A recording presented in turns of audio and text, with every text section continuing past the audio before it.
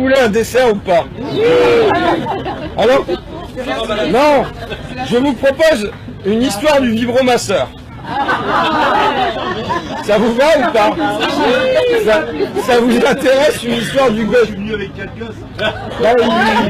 Il faut les étudier jeunes. Non, je sais pas.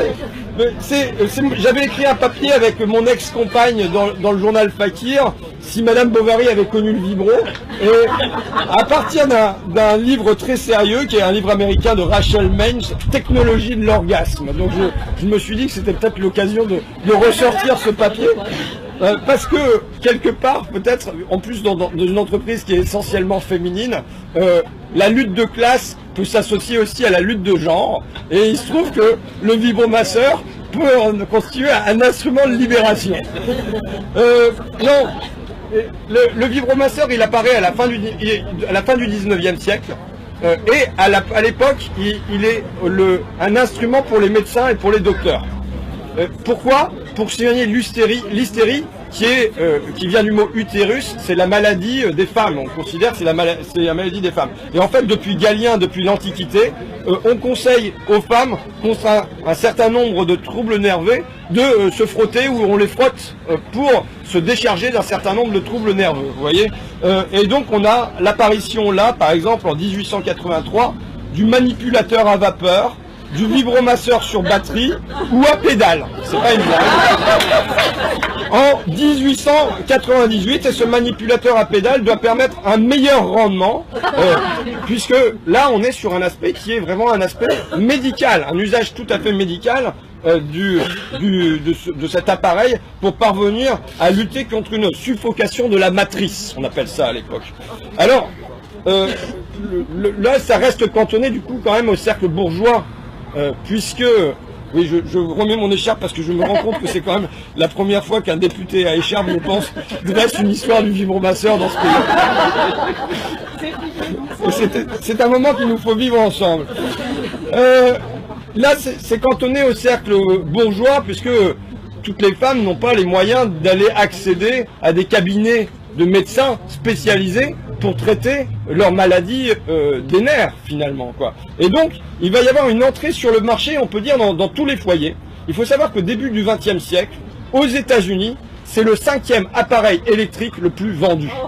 Et oui, on a d'abord la machine à coudre, le ventilateur, la bouilloire, le grille-pain et ensuite le vibromasseur. C'est un produit qui donc est extrêmement populaire, et on a des publicités qui paraissent vraiment dans des revues qui sont des revues tout à fait grand public, qui nous informent par exemple que Vibration is life, la vibration c'est la vie. On vend dans une réclame en 1910, ou encore on a des publicités pour la marque Star qui décline, je cite, ses délicieux compagnons en modèle de luxe à 12,50 $ et en portatif idéal pour le week-end à 5,95 €. Vous voyez, il y a toute la gamme de prix. Alors là, c'est de quoi revigorer, on nous dit à l'époque, toute bonne ménagère, mais ça lutte à la fois contre la constipation, contre les artères bouchées, contre les tumeurs, les rides, les crevasses, la fatigue, tout ça grâce à la vibrothérapie. Et à l'époque, c'est vendu chez Sears, c'est-à-dire l'équivalent de Carrefour, et donc c'est l'un des produits les plus vendus. Là, c'est chez Marc Dorcel, il me semble, à côté, mais là, c'était vendu à l'époque dans tous les grands magasins à côté du ventilateur, par exemple. Pourquoi ? Parce qu'à l'époque, la fonction sexuelle de ce vibromasseur, elle est cachée. Elle n'apparaît pas. La seule chose qu'on voit, c'est la fonction hygiéniste de ce vibromasseur. Et du coup, sur les publicités, on voit des gens, des femmes, qui se passent de vibromasseur sur le visage ou dans le dos, masquant la réalité, la véritable destination de cet objet.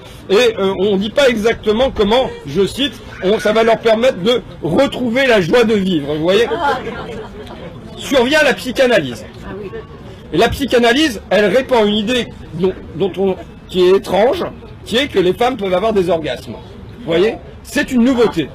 C'est une nouveauté. Mais alors donc à ce moment-là, le problème c'est que l'homme, à l'époque, j'espère qu'il a un petit peu changé, mais j'en suis pas sûr, mais bon,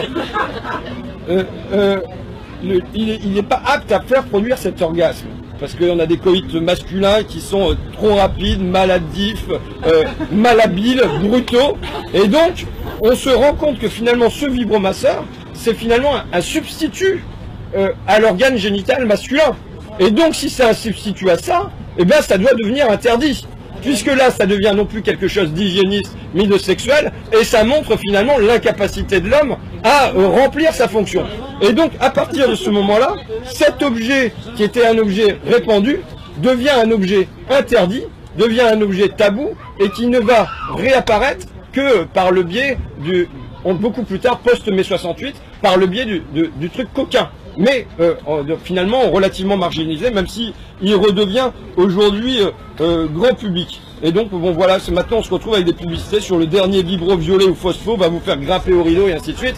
Mais voilà, je pense que derrière il y a une histoire finalement relativement sérieuse du vibromasseur qui montre une lutte des classes, que ça se répande aussi dans les classes populaires, mais surtout une lutte de genre, puisque à partir du moment où on voit que c'est un instrument de plaisir, ça devient quelque chose de relativement interdit et tabou. Et donc c'est quelque chose qu'en tant que député, je voulais partager avec vous. Voilà, je vous remercie.